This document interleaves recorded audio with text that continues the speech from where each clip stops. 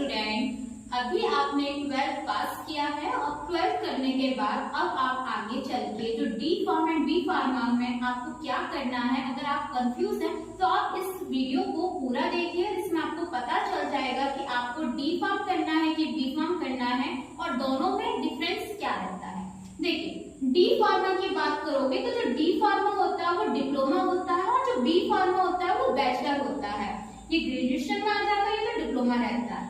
अगर D pharma की अगर फुल फॉर्म की बात की जाए तो इसकी फुल फॉर्म रहती है डिप्लोमा इन फार्मेसी, और बी फार्मा की फुल फॉर्म की बात की जाए तो इसकी फुल फॉर्म रहती है बैचलर ऑफ फार्मेसी। इसी के साथ ही साथ अगर यहाँ पे ड्यूरेशन ऑफ कोर्स की बात किया जाए, यानी इसका जो कोर्स है उसका क्या ड्यूरेशन रहता है, तो डी फार्मा का जो ड्यूरेशन रहता है वो 2 इयर्स का रहता है और बी फार्मा का जो ड्यूरेशन होता है वो आपका 4 इयर्स का रहता है। इसी के साथ ही साथ अगर आप डी फार्मा करने के बाद बी फार्मा करना चाहते हैं तब आपका यहाँ पे लेटरल एंट्री रहती है और आपको 1 साल की छूट मिल जाती है। आप 2nd ईयर में आप डायरेक्टली पहुंच जाते हैं। तब आपके पास जो ड्यूरेशन रहेगा after D pharm,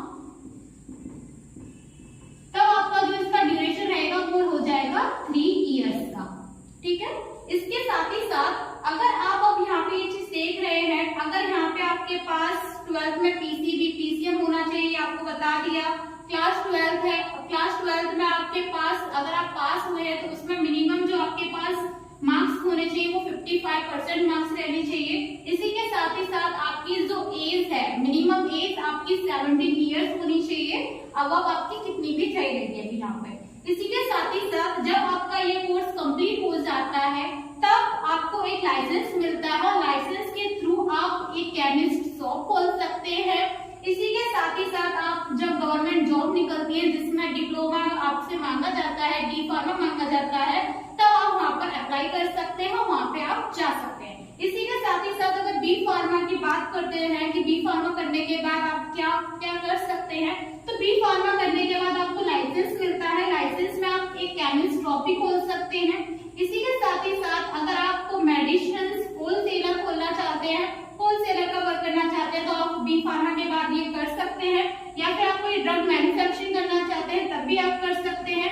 academic line में भी जा सकते हैं, टीचिंग कर सकते हैं आप। इसी के साथ ही साथ जब ड्रग इंस्पेक्टर की जो पोस्ट निकलती है वहां पर भी आप अप्लाई कर सकते हैं।